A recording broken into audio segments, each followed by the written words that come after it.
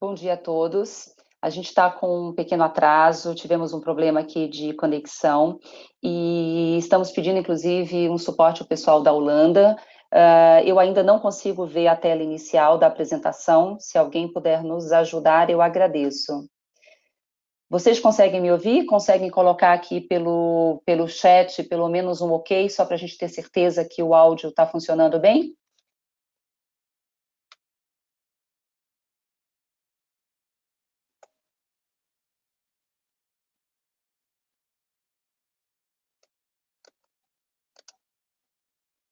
Ok, estou recebendo as confirmações. Então, acho que a gente consegue começar. Bom, meu nome é Milena Andrade, eu sou responsável pela operação do Exim no Brasil. Gostaria de dar as boas-vindas a vocês. Temos uma convidada muito especial, a Patrícia Peck Pinheiro está conosco hoje, fazendo parte aqui do circuito de palestras que o Exim já organiza há alguns anos. Então, é a primeira vez que a Patrícia está conosco e, infelizmente, a gente teve esse atraso no início. A gente vai tentar compensar isso com material de alta qualidade para vocês. Espero que vocês possam ficar até o final. E uma rápida introdução. Patrícia, se você puder pular só o próximo slide para que eu possa fazer um overview aqui para vocês. Bom, acho que foi muito, viu? Peraí, isso. Pronto. Vamos deixar só no slide do portfólio. Espera aí que eu vou passar o próximo. É o anterior, isso, maravilha. Bom, para o pessoal que está de casa nos ouvindo, que está no escritório, só para vocês entenderem um pouquinho, esse é o portfólio do Exim. Nosso portfólio hoje está estruturado debaixo do conceito de transformação digital em 4 grandes pilares. E especificamente hoje a gente vai falar aqui no pilar de segurança, compliance e risk, trazendo para vocês uma apresentação que tem uma conexão muito grande com o nosso módulo de Privacy Data Protection. A Patrícia Peck, através do escritório da Peck Sleiman, é um parceiro oficial do Exim, tem trabalhado fortemente nessa área. Então, a gente vem num trabalho bastante intenso aí há pelo menos um ano e pouco em cima do tema. E hoje, essa é a apresentação onde a gente vai fazer essa conexão entre as questões de privacidade e cloud. Patrícia, a partir de agora, o comando é seu, vou ficar em mute, acompanho vocês aqui na retaguarda, e no final a gente retorna todo mundo aqui para uma sessão de perguntas e respostas. Maravilha, Seja muito Milena. bem-vinda. Agradeço aí a oportunidade, o convite. Já deixo a disponibilidade para a gente fazer uma segunda rodada. Eu acredito que o assunto é extremamente relevante. A gente falar dos impactos da proteção de dados pessoais no ambiente de cloud, é um material bem rico e, lógico, né, tivemos um pequeno atraso para começar, então, justamente, vai acabar não dando tempo para a gente tratar todos os assuntos, mas é sempre bom deixar um gostinho de quero mais, né? E é interessante a gente poder dialogar com o público que está aí de todo o Brasil assistindo e participando. Então, eu vou passar uma visão geral, né, desse material, até para a gente não estourar muito da previsão que nós tínhamos, das 11 ao meio-dia, e aí, de novo, a gente depois pode marcar uma parte 2, né, uma segunda etapa do material. Primeiramente, é importante dizer que na maioria dos projetos hoje de inovação ou de TI, de alguma maneira a gente está usando as soluções de nuvem. E tem esse questionamento e há perguntas a respeito de como harmonizar, como se adequar para poder atender às novas regulamentações. E isso é interesse tanto de quem contrata serviços em nuvem, como de quem oferece, né, o contratado, o fornecedor de serviços em nuvem. Eu queria destacar para todos que tanto o regulamento europeu, que é a GDPR, né, já em vigência desde maio de 2018, como a nossa legislação brasileira de proteção de dados pessoais, como também a resolução mais específica do Bacen sobre segurança cibernética, que é a 4658, né, com a circular 3909, todos esses instrumentos, eles tratam sobre internacionalização de dados, uso de serviços de nuvem, e em alguns casos vão dispor sobre cláusulas contratuais, e aí, por isso, é importante esse ponto de atenção. Além disso, eu coloco aqui para vocês uma reflexão, porque temos também que olhar regulamentação dos Estados Unidos, até porque muitos fornecedores são norte-americanos, e também uma legislação dos Estados Unidos chamada Cloud Act, né? Então, só para a gente ter uma visão de framework relacionado à nuvem. Para começar, né, já esquentando, o principal artigo da regulamentação europeia para falar sobre internacionalização de dados pessoais é o artigo 49. E é muito importante destacar que toda a regulamentação de proteção de dados pessoais tem no seu preâmbulo, nas suas premissas, querer fomentar o livre fluxo de dados pessoais. Em nenhum momento eles dizem, vai ser proibido, não poderá fazer um tratamento de dados pessoais fora, né, do território ali do espaço econômico europeu, que é uma junção dos países da União Europeia com a Islândia, Liechtenstein e Noruega. Eles chamam, né, carinhosamente de LINS, né? Liechtenstein, Islândia e Noruega. Mas eles trouxeram regras específicas para que você possa levar essa base de dados pessoais capturadas nesse espaço econômico europeu para outra localidade. E a principal delas, né, para a gente focar aqui nessa apresentação, é alguns requisitos relacionados a precisar dar a transparência, ou seja, dizer para o titular que isso vai acontecer e coletar o consentimento expresso do titular para a hipótese de internacionalização de dados pessoais, a não ser que você esteja numa situação de exceção da exigência de consentimento para a internacionalização de dados pessoais, e isso é tratado com referência aos artigos 45, 46, 39, 13 e 14. Por que isso trouxe uma novidade? Porque as empresas, muitas vezes, organizam a sua governança de TI, fazem a sua gestão no modelo aí digital, e não necessariamente para o usuário final, seja ele um consumidor, seja ele um funcionário, fica claro de que aquela base de dados pode parar fora do país que se encontra aquele titular. E isso pode acontecer não só quando você usa um serviço de nuvem, mas também até quando você tem uma transferência interna em grupos de empresas, quando eu mando de uma matriz para uma filial que fica em outro país. Então, às vezes, até quando eu estou acessando a rede da empresa e salvo alguma coisa, de repente aquilo já está parando em outro país. Então, essa hipótese aqui do artigo 49, ela não é apenas o uso do serviço de nuvem, de cloud, mas qualquer hipótese de transferência internacional de dados pessoais. Eu deixo esse link aqui embaixo para que vocês possam, para quem quiser acessar depois, e ter uma leitura mais detalhada sobre essa temática, que é muito interessante. E aí, aqui dando uma continuidade, né, só para vocês perceberem, né, que interessante, os países que são terceiros, né, que não fazem parte desse espaço econômico europeu, eles passam a poder recepcionar essas transferências das bases de dados pessoais dentro de algumas condições.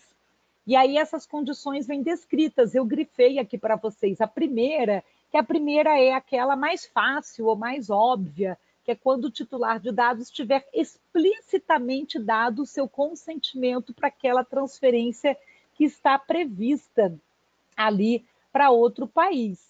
Né? E após ele ter sido, ainda informado de possíveis riscos dessa transferência para si próprio, devido a alguma falta de adequação.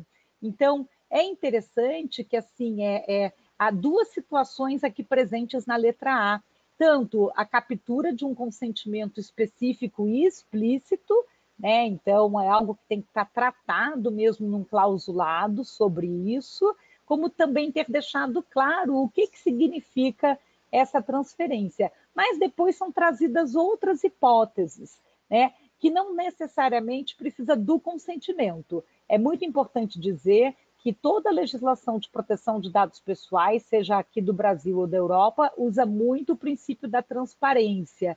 de ter que deixar clara as finalidades e os tratamentos. E a transferência internacional de dados pessoais é um tipo de tratamento de dados, né? Então, se a transferência for necessária para executar um contrato entre o titular e o responsável do tratamento, se ela for necessária para celebrar ou executar um contrato no interesse desse titular, se ela for necessária para cumprir em razão de um interesse público, se ela for necessária em termos de declaração, no sentido de exercício ou defesa num processo judicial, para também proteger interesses vitais desse titular, no caso dele, inclusive, ser incapaz de dar o seu consentimento. E aí tem uma última hipótese que pode significar até participar de consultas públicas, entre outras situações, né? E aí, dito isso, a legislação brasileira, a equivalência do artigo 49 da GDPR ficou em qual artigo da Lei Brasileira de Proteção de Dados Pessoais? Ficou no artigo 33, que a transferência internacional de dados pessoais somente é permitida nos seguintes casos. Então, ele ficou um artigo que ele diz que não é que eu simplesmente posso fazer transferência internacional, eu só posso fazer enquadrando nas hipóteses do artigo 33. Então, hoje, na gestão de TI e na governança de dados pessoais, eu preciso olhar, né, seja se eu sou uma empresa com operação em vários países e que eu vou ter esse fluxo internacional de dados pessoais, ou se eu estou contratando serviços de nuvem, onde que eu vou me enquadrar dentro daquele tratamento nas hipóteses do artigo 33, porque isso pode ser um dos itens de judicialização, de questionamento, de multa, né? É um dos pontos que eu tenho visto pouco falado nas palestras, nas apresentações, pouco tratado ainda em documentos de política de privacidade, de contratos com clientes, titulares e funcionários, mas extremamente relevante. Então, quando o controlador do dado oferecer e comprovar garantias de cumprimento dos princípios e regimes de proteção dessa lei, né? Isso está ali no item 2, já sublinhado. O item 1, lógico, para países ou organismos internacionais com um grau de proteção de dados pessoais adequado previsto nessa lei. Aí, por isso que depois vocês vão ver que eu coloquei um link para o próprio site do Banco Central, que menciona hoje países que possuem acordos, né, de multilateral agreements, né, de colaboração, e que até tem sido olhado isso para atender a 4658. E aí você precisa atender cláusulas contratuais específicas para transferência internacional de dados, cláusulas padrões contratuais, normas corporativas globais, que têm que ser assinadas entre matriz e filiais, e selos certificados, códigos de conduta regularmente emitidos. Aí eles dizem ainda, para transferência, se ela for necessária em cooperação internacional, se for necessária para proteção da vida, né, que já são muito parecidos esses itens com aquelas exceções que a gente tem lá no artigo 7º do consentimento, né? Quando for necessária para execução de política pública ou atribuição legal de serviço público. Hoje eu própria estou em deslocamento, estou em Brasília para um evento que vai ser só para instituições públicas e os impactos, né, da proteção de dados pessoais. Então dá para ver aqui que existe uma previsão específica para a área pública e que amarra lá no artigo 23, que é da área pública. E aqui, ao contrário da GDPR, vejam que interessante, a GDPR coloca como primeiro item o consentimento, a LGPD coloca como último item o consentimento específico e em destaque, para que haja, né, a internacionalização do dado. Outro dia eu estava com uma empresa de telecom que disse, olha, nós fazemos uso aqui de cloud, os dados vão parar sim fora do Brasil, e nós não temos em nenhum lugar isso avisado para o usuário, nem no nosso contrato de assinatura, nem na nossa política de privacidade. Então, esse é um ponto de atenção, né? Depois, o artigo 33 e 34 dão a continuidade, né, sobre os itens relacionados à transferência internacional de dados, E diz ainda que quando tiver constituída a autoridade nacional, ela poderá também influenciar essa temática. Então, nós estamos todos no Brasil acompanhando, né, a formação da Autoridade Nacional de Proteção de Dados Pessoais, e isso é algo muito importante que o mercado fique de olho, porque tem uma menção específica no artigo 34 de uma avaliação pela Autoridade Nacional, inclusive de países estrangeiros que vão continuar na lista de aceitável para tratar dados pessoais que sejam mandados do Brasil para outro país, né? Aí, então, só para a gente poder fechar nessa parte mais assim específica da legislação, tem a parte de cláusulas contratuais. Eu não sei se todos que estão assistindo à conferência perceberam que nós já tínhamos trazido na LGPD a necessidade de definir conteúdo de cláusulas padrão contratuais específicas para determinada transferência internacional e a gente tem discutido que talvez com a constituição da autoridade nacional a gente tenha que dar uma homologada desse clausulado, que foi o que aconteceu na União Europeia, né? Que você tem lá um clausulado padrão já definido e homologado por autoridade nacional de proteção de dados pessoais. Então, aí, quem até, inclusive, oferece serviços na nuvem, é importante ter digamos, essa prioridade para esse diálogo, até para já apresentar essas melhores práticas, é uma parte de soft law, né, uma questão de clausulado mesmo, contratual. E aí isso foi feito lá até para que todo mundo tivesse o mesmo tipo de cláusula.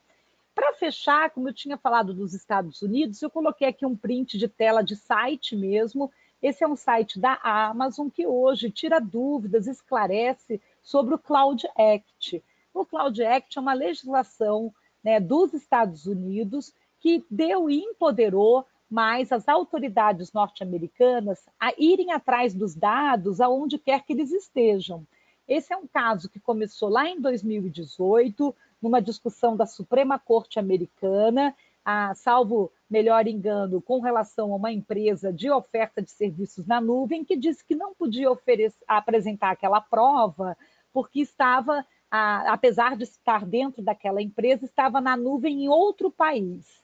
E aí, por conta disso, foi feito o Cloud Act para dizer, se você tiver filial ou matriz nos Estados Unidos e receber uma ordem da justiça norte-americana para apresentar aquela prova, você tem a obrigação de apresentar, mesmo que esteja numa nuvem em outro país. Então, esse aqui é um ponto de atenção. Então, quando a gente está fazendo gestão de contratos e contratação de terceiros, hoje é importante observar uma atualização desde os acordos de confidencialidade até mesmo essa parte de SLA, né, de níveis, né, de segurança que vão ser aplicados. Tem hoje uma segurança no ambiente nuvem, que é oferecida pelo fornecedor, mas tem uma camada de segurança que é do próprio contratante, principalmente quando a gente começa a falar de uma camada, às vezes, de já deixar a informação criptografada, de controle de acesso para autenticação, às vezes com uso de biometria, né, entre outros. E aqui, deixa eu só voltar rapidamente, deixa eu ver se eu consigo voltar, acho que dei uma puladinha, é um checklist que eu preparei, né, para vocês, para ajudar a medir privacy risk para projetos de cloud, para quando a gente vai iniciar um projeto que vai usar a nuvem, seguir esse roteiro de perguntas e isso permitir, então, que nós possamos avaliar, né, o que precisa ser feito do ponto de vista documental, contratual, para fazer o go ahead, né, para fazer a implementação daquele projeto e evitar privacy risk naquele projeto, porque às vezes é um efeito em cadeia, né? Às vezes você está entregando um aplicativo para um titular, para um usuário aqui na internet, e no back-office está usando a cloud, nuvem. Então, aquele que é o controlador do dado pessoal é que tinha que ter feito o aviso da internacionalização dos dados. Aquele que é o contratado, ele é um processador dos dados, ele não dialoga direto com o titular de dados pessoais. E então essas empresas também têm hoje escrito nos seus contratos entre empresas, que é B2B, essa necessidade de quem fica o dever de informar, de avisar sobre a internacionalização dos dados pessoais.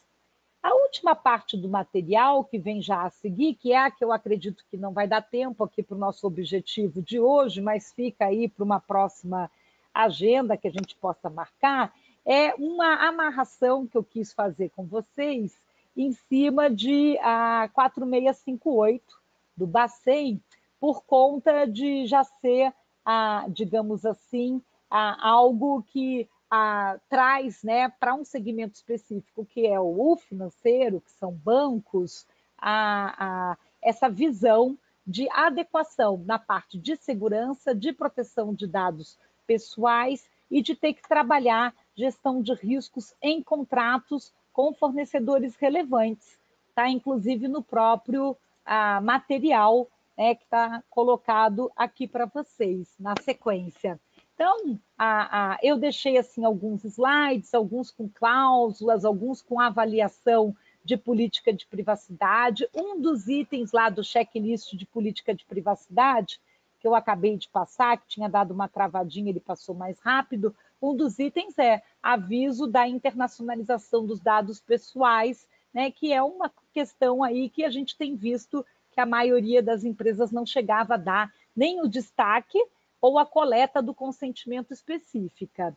E aqui é a última parte do material, né, para essa temática, lembrando, né, que a 4658 para a instituição financeira e a 3909 com as instituições de pagamento tratam especificamente dessa questão de contratação de serviços relevantes de processamento e armazenamento de dados e de computação em nuvem. Então, há aqueles hoje que estão fazendo conformidade à 4658 e também a LGPD, ou mesmo a GDPR, se tiver também a oferta de produto ou serviço para o mercado econômico europeu ou uma matriz na União Europeia. Eu não vou fazer a leitura, fiz uns destaques aqui para vocês da 4658, com alguns pontos de atenção, né? A gente tem usado muito framework aí de algumas ISOs, né? A 16167, a 27002, no caso da LGPD, a 27001, temos usado NIST, COBIT, PCI, entre outros. Mas o que é interessante, bem importante de observar na 4658? O próprio conceito de serviço em nuvem, que ele é mais completo do que aquilo que está na LGPD, e a gente pode se filiar aqui dessa regra, né, que está previsto aqui.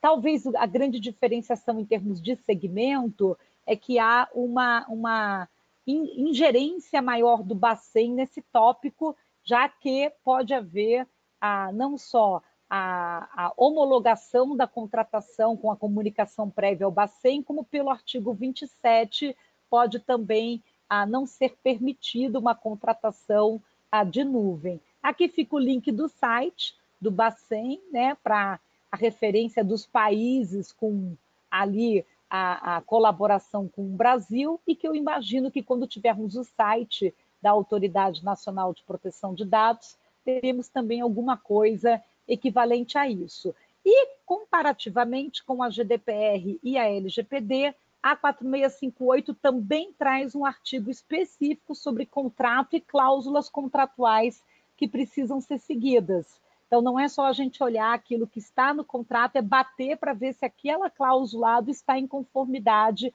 com o que está sendo exigido pelas novas legislações hoje que nós temos aí, né? Tem prazos a serem cumpridos, assim como tem prazo da LGPD.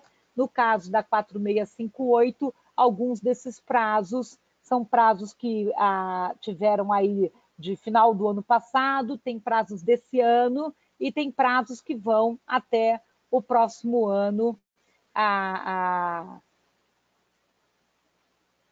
2021. Conseguem me ouvir? Entrei de novo aqui na apresentação. Espero que agora Patrícia, o áudio agora sim. Agora a gente está conseguindo te ouvir. Podemos retomar. Fazer a questão de dúvida. Sim. Vamos para o debate. Bom, deixa eu verificar uma coisa, porque algumas pessoas mandaram recado aqui, algumas pessoas, de qualquer forma, tinham um compromisso a partir do meio-dia. Claro, já deu tempo de Algumas ir. pessoas já mandaram informação que poderiam ficar um pouco mais. Então, como a sessão está sendo gravada, eu não sei se você quer finalizar a apresentação, a não ser que você também esteja com o horário muito contado. Se você quiser dar uma sequência e finalizar, a gente pode até A gente fazer já uma estava outra sessão praticamente outro no último dia. slide, né? Então, acho que a gente Quer pode terminar? Vamos dar concluir, né? sequência? Estávamos falando sobre os prazos, né? Que a resolução 4658 também trouxe questões relacionadas à adequação de contratos de cloud, com prazos que muitas instituições financeiras tiveram que cumprir já de outubro de 2018, mas também tem prazos de adequação que vão até 31 de dezembro de 2021, e as instituições de pagamento estão com um cronograma aí indo a também um prazo até novembro de 2019, ou seja, esse ano. Então, é algo super relevante para ficar no radar, né? E que não atinge só aquele segmento de mercado, né? Acaba também atingindo quem trabalha com aquele segmento de mercado, prestadores de serviço, o ecossistema das startups, das fintechs, né? Todos esses que estão aí nesse entorno, digamos assim, relacionado. Então, era esse aqui praticamente o finalzinho da apresentação, né? E que a gente possa, se quiser, assim, a gente pode colocar no último slide para aquelas dicas de próximos cursos, entre outros, mas deixar claro que o webinário foi gravado para quem quiser assistir depois e também pegar esse material. Eu quis deixá-lo bem útil, fazer esse ponto de atenção quando nós falamos que assunto que seria legal de falar de proteção de dados pessoais, que o pessoal tem falado pouco. Eu acho que eu tenho feito muitas reuniões, feito muitos projetos de assessment, de diagnóstico, auxiliado clientes com essa parte de contratos, fui em muitos eventos, vou estar em Washington, no evento de Global Privacy Summit da IAP também, né, com outros, mas quero trazer as novidades de lá, até pela nossa parceria aqui com a Exim, trazer isso para o nosso curso de formação de DPOs, então vou passar esses dias lá vendo os debates, vai ter painéis de América Latina, painéis de Europa, dos próprios Estados Unidos, e eu acho que esse assunto de a cloud, de uso de serviços de nuvem, ainda está pouco discutido, pouco tratado, pelo menos nos congressos e nos eventos que eu vim participando. E aí eu queria deixar assim à disposição, Milena. Eu vi que nós chegamos a ter mais de 200 participantes, ainda contamos com mais ou menos uns cento e poucos ainda na audiência. Se alguém quiser mandar alguma pergunta, alguma dúvida que você queira aí ajudar numa mediação, que aí a gente faz essa interação por aqui. Perfeito. Eu vou pedir então o seguinte: se você puder deixar no slide final, onde tem os nossos contatos, Essa eu aí vou pedir. tentando. É, Ele está querendo. hoje, como disse você, Lady Murphy. Hoje foi Lady Murphy, Lady Hoje é Murphy. o dia do Murphy, assim, do bug tecnológico. Mas a gente trabalha com tecnologia, tem que ter muito bom humor. Né? A gente tem que resolver. Outro dia eu fui ter uma reunião com o CIO e ele falou: PEC, você não sabe o que aconteceu, estamos aqui. Pô, caiu o sistema, caiu o rede, está todo mundo na minha jugular. Eu falei: sem problema, você quer tomar um café? Está precisando que eu volte no fim do dia para tomar algo mais forte? O que eu posso te ajudar? Porque Quase não isso tinha aqui hoje. condição da gente fazer a reunião. Ele falou: eu vou ficar com mais cabelos brancos hoje. Hoje nós estamos assim no webinar, mas fica tranquila. Eu vou pedir para o pessoal, se tiver alguma questão, para começar a colocar aqui, porque eu estou tentando rastrear aqui pelas perguntas, mas como a gente teve perda de conexão, aí entraram várias perguntas a respeito, inclusive, da continuidade. Deixa eu ver se já tem alguma aqui. Aqui, ó, André Galvão está perguntando para a gente qual é o melhor caminho para se qualificar em DPO. Como que a gente ajuda aí numa formação do DPO? Então, acho que agora fica fácil para a gente responder. Você quer começar por aí? Se precisar, eu complemento? Qual que é? Como fica o DPO, é isso? O André Galvão está perguntando qual é a melhor forma de se qualificar uma pessoa, de se preparar alguém para assumir essa posição do DPO. Olha, André, que essa é a pergunta que não quer calar, né? A gente, essa semana, está fazendo essa primeira. Lançamos, né, o primeiro curso de extensão e formação de DPOs com a FIA, né? São 40 horas, e para as certificações da ECSIM, as 3 certificações que permitem, né, a formação do DPO, e eu acho que só por aí já começa a qualificação do DPO, né? Quando você olha, não está aqui nesse slide específico, mas quando a gente olha o artigo 41 da LGPD, mas também olhamos os artigos específicos de DPO que estão previstos da GDPR, né, que eu acho que a gente precisa ter esse olhar assim, sabe, sempre com essa referência dos 2 lados, a gente observa que há atividades exigidas pelo DPO hoje, que são atividades que na GDPR está no artigo 27, mas que também é tratado depois em outros artigos, né? O DPO na GDPR está lá no artigo 37, 39 e alguns outros. Mas só para comentar com você, né, ele diz que o encarregado de tratamento de dados pessoais ele vai ter algumas atividades específicas, está no parágrafo 2º do 41. Ele tem que aceitar reclamações e comunicação dos titulares, dar esclarecimentos e adotar providências. Então, por aí você já vê que o DPO ele é um canal de contato centralizado sobre o tema de proteção de dados pessoais.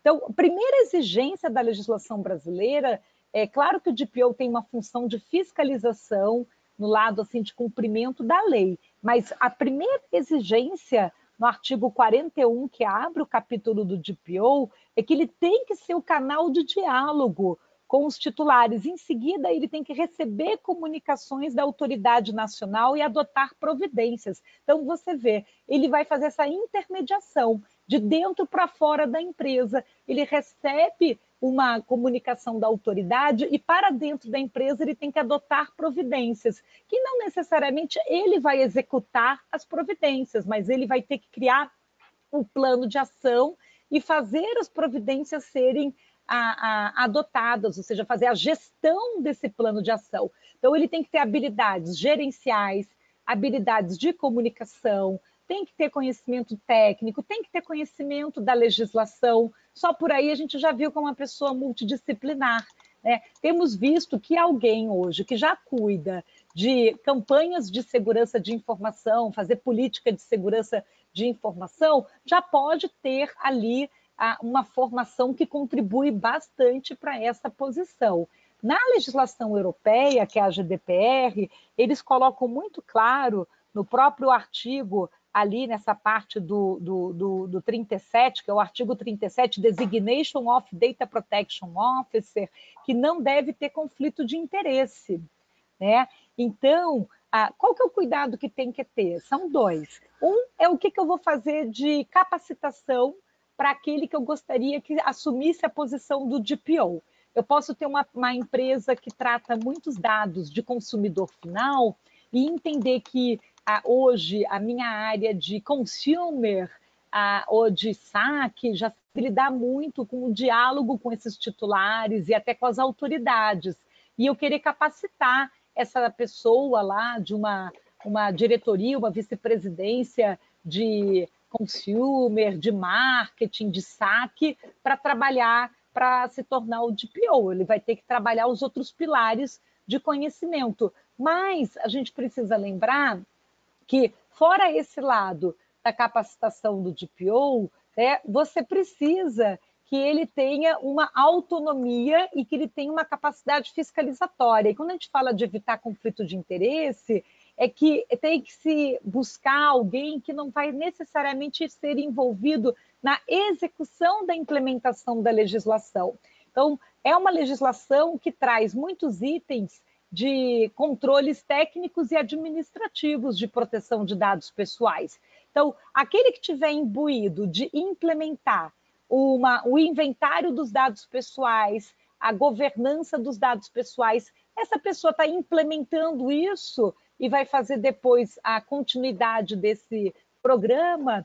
Se ela for o DPO, como é que ela fiscaliza ela própria, se ela tem que implementar, né? Então, esse é um ponto de atenção.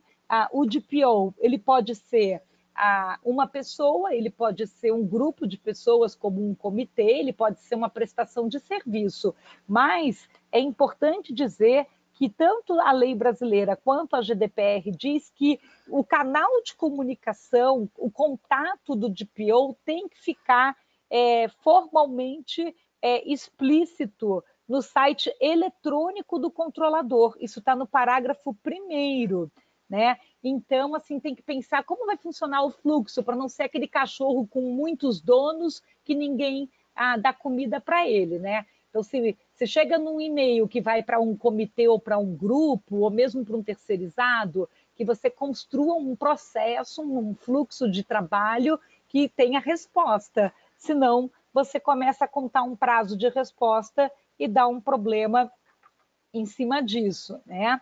E, além disso, no artigo 41 diz que o DPO tem que fazer orientação de funcionários e de prestadores de serviço e executar demais atribuições que possam ser atribuições novas estabelecidas pela Autoridade Nacional de Proteção de Dados.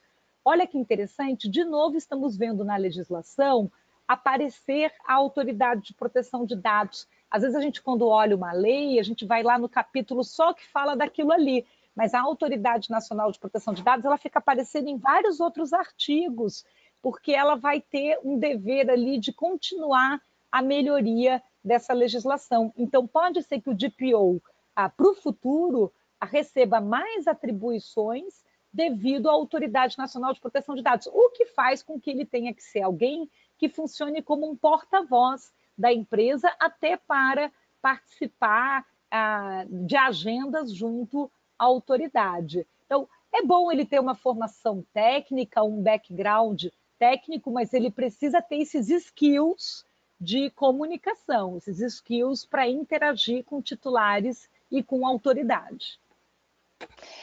Só completando, do ponto de vista de formação, para quem não conhece ainda, os nossos contatos estão em tela, vocês podem me mandar aí algum recado, mas no próprio site do Exim tem um local específico que fala da formação do DPO e dessa visão integrada que o Exim tem entre a formação da área de segurança da informação, a 27001, com a parte da legislação que vem no programa específico de privacidade, de proteção e privacidade. Então, é uma visão integrada, a gente entende que essas duas grandes áreas, né, em termos de conhecimento, precisam dar as mãos dentro da formação desse profissional, e para isso a gente tem esse programa de formação. Quem quiser mais detalhes, depois a gente pode mandar também.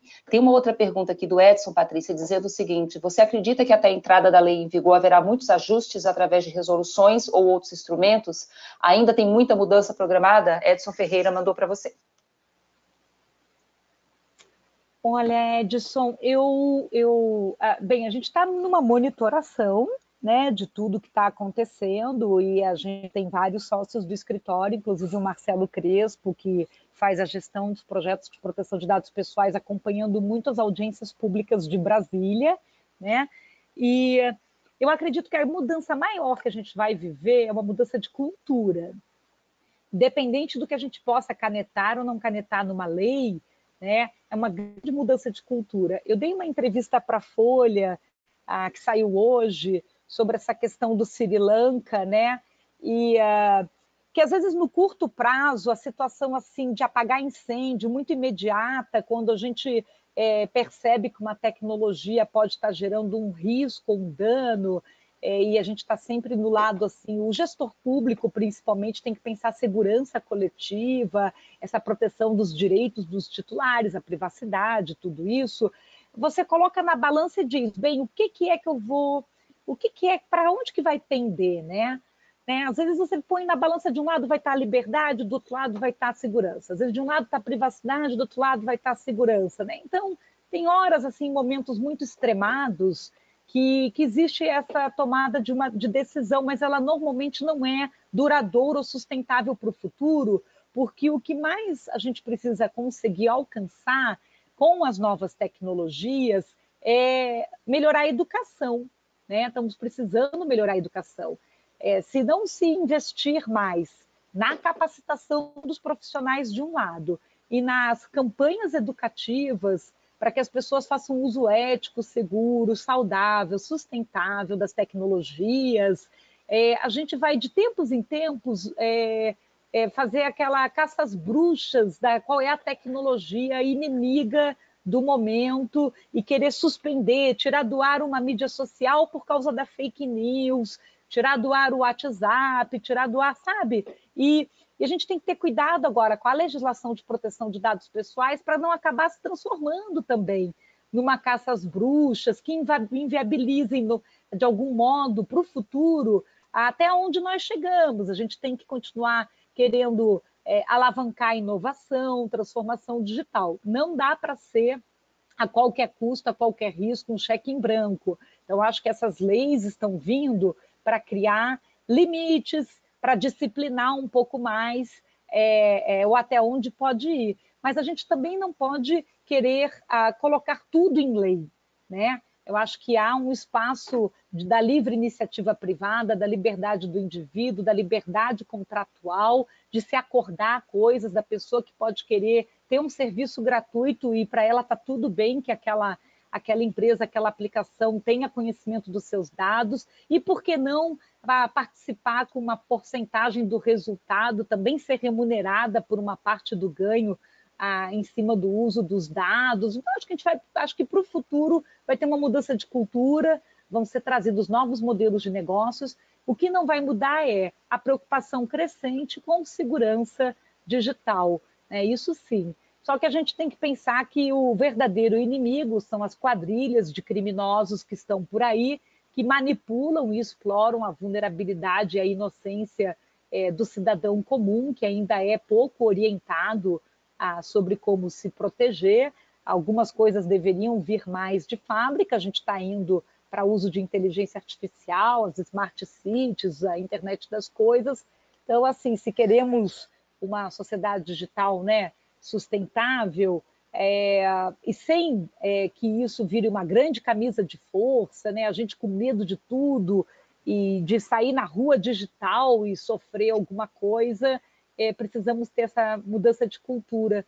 Mas por isso que eu fico muito feliz que a legislação do Bacen, a 4658, trouxe exigência bem específica no artigo 3º de exigir campanhas educativas, campanhas de conscientização. Eu gostaria que a LGPD tivesse tido artigos mais rigorosos sobre campanhas educativas e de conscientização sobre proteção de dados pessoais, porque o Marco Civil da Internet falou sobre campanha educativa e não gerou efeito, nada foi feito realmente de impacto de lá para cá. E é isso, né? Eu acho que a tecnologia sem ação acaba, às vezes, virando realmente um problema muito grande para ser administrado em sociedade livre. Só que a gente não pode querer retirar a liberdade nem das pessoas, nem das instituições. Só completando, Patrícia, você tocou num ponto no início desse teu comentário a respeito dessa mudança cultural nas organizações e na gente como cidadão, né? De qualquer forma, o que a gente tem percebido em todas as movimentações nas empresas começa esse entendimento já que essa formação do DPO ela pode ser para algumas pessoas, né?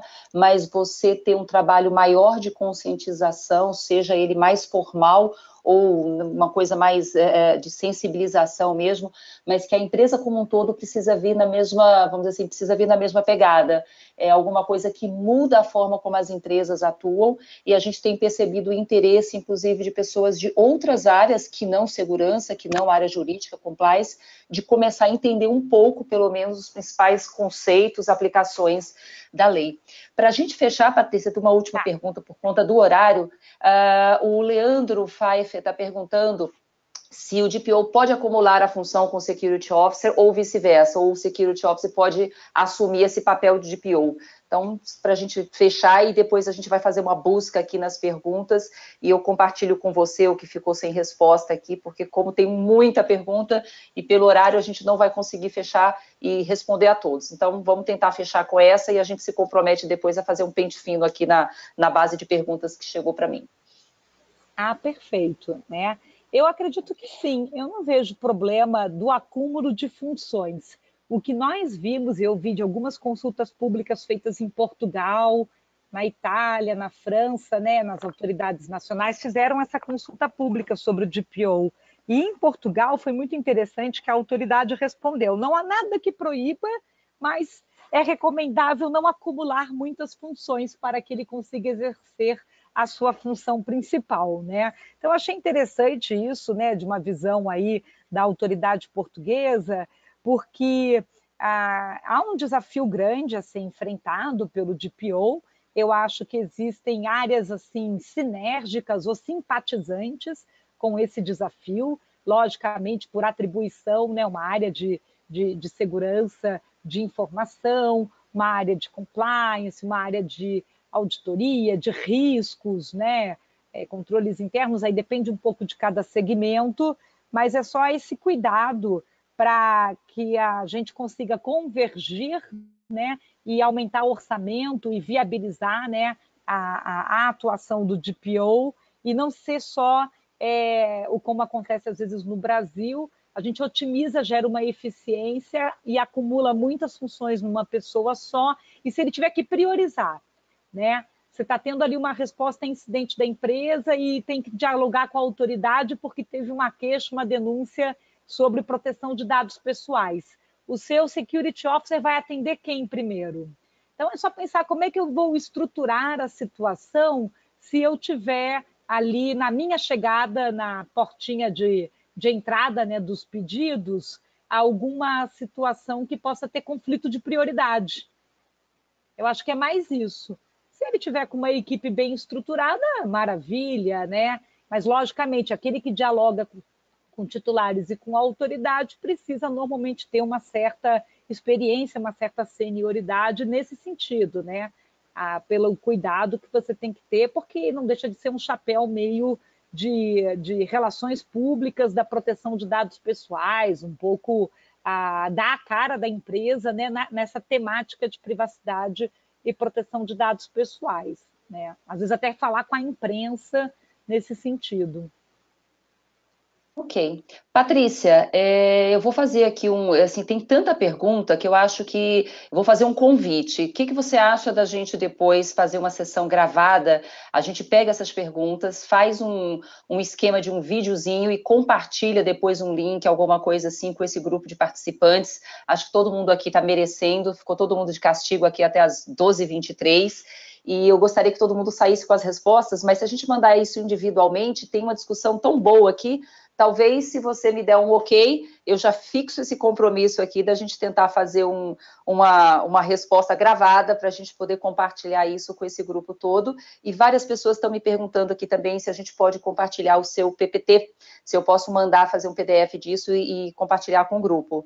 Então, eu queria ouvir de você próximos passos e já pedir para você também se despedir, agradecer para que a gente possa encerrar a sessão.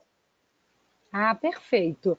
Bem, eu agradeço de novo a parceria com a Exim, esse convite de participar do webinário. Fico muito feliz que tenha havido fomentado, né, esse interesse pela temática. Aceito de bom grado o convite, podemos fazer uma sessão gravada só de resposta das perguntas, e aí fica gravada, você manda o link para todo mundo, um bate-papo, né, que nem programa de entrevista, e vamos juntos, né? Acho que é isso.